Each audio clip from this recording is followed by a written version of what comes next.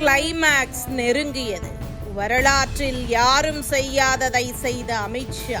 அடுத்தடுத்து இவர்கள்தான் டார்கெட். நாடு முழுவதும் நக்சல் நடமாட்டத்தை அடுத்த ஆண்டு மார்ச் மாதத்திற்குள் முற்றுப்புள்ளி வைக்கும் இலக்குடன் மத்திய அரசு உறுதிமொழி அளித்திருந்த நிலையில் அதை தீவிரமாக செயல்படுத்தி வருபவர் உள்துறை அமைச்சர் அமித்ஷா.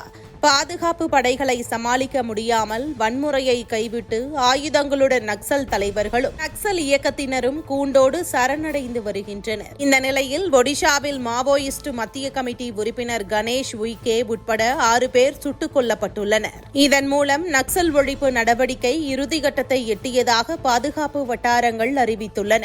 தென்மேற்கில் கேரளா, கர்நாடகா, மகாராஷ்டிரா, ஆந்திரா மற்றும் ஒடிசா எல்லைகளிலும், கிழக்கில் மேற்கு வங்கம், பீகார், ஜார்க்கண்டிலும், வடக்கில் பஞ்சாப், ஹரியானாவிலும் நக்சல் ஆதிக்கம் ஒழிக்கப்பட்டுள்ளது. ஒரு காலத்தில் நக்சல் அமைப்பின் மத்திய கமிட்டியில் 49 பேர் மத்திய உறுப்பினர்களாக இருந்தனர். அவர்களில் பலர் என்கவுண்டர்களில் சுட்டுக் கொல்லப்பட்டு விட்டனர்.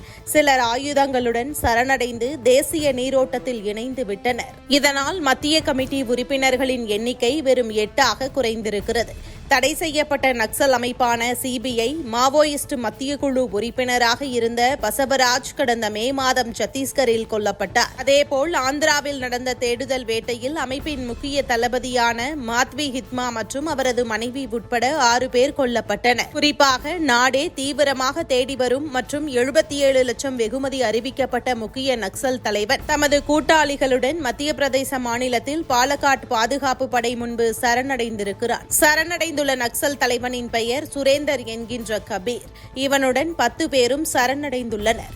அதேபோல மாவோயிஸ்ட் மத்திய கமிட்டி உறுப்பினர் கணேஷின் தலைக்கு 1 கோடியே 1 லட்சம் ரூபாய் பரிசு தொகை அறிவிக்கப்பட்டிருந்தது. இந்த நிலையில் அவரும் என்கவுண்டரில் சுட்டு வீழ்த்தப்பட்டுள்ளார். கணேஷ் உய்கே தெலுங்கானாவின் புல்லேமாலா கிராமத்தைச் சேர்ந்தவர். கடந்த 40 ஆண்டுகளாக பல குற்றச்செயல்களை புரிந்து தலைமறைவாக வாழ்ந்த இவன் கொல்லப்பட்டது நக்சல் ஒழிப்பு நடவடிக்கைக்கு மிகப்பெரிய வெற்றியாக பார்க்கப்படுகிறது.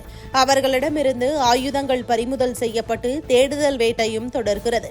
நக்சல் அமைப்பின் உயர்மட்ட தலைவர்கள் அடுத்தடுத்து கொல்லப்படுவதால் சத்தீஸ்கர், தெலுங்கானா உள்ளிட்ட மாநிலங்களில் ஏராளமான நக்சல்கள் ஆயுதங்களை ஒப்படைத்து சரணடைந்துள்ளனர்.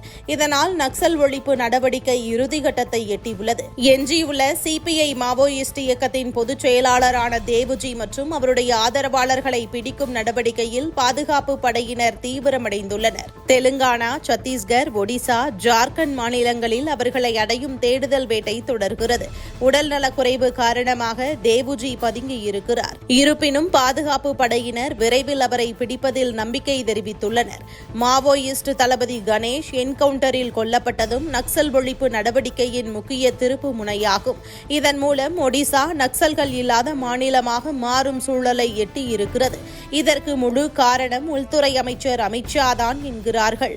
நக்சல் வேட்டை முடிந்ததும் அடுத்த வேட்டை வெளிநாட்டிலிருந்து பணம் வாங்கிக் கொண்டு அரசியல் கட்சி நடத்தும் தலைவர்கள்தான். தேசத்திற்கு எதிராக மதத்தை வைத்து துண்டாட நினைக்கும் அரசியல் கட்சி தலைவர்களை ஒடுக்க ஒரு திட்டம் தீட்டி வருகிறது டெல்லி டீம்.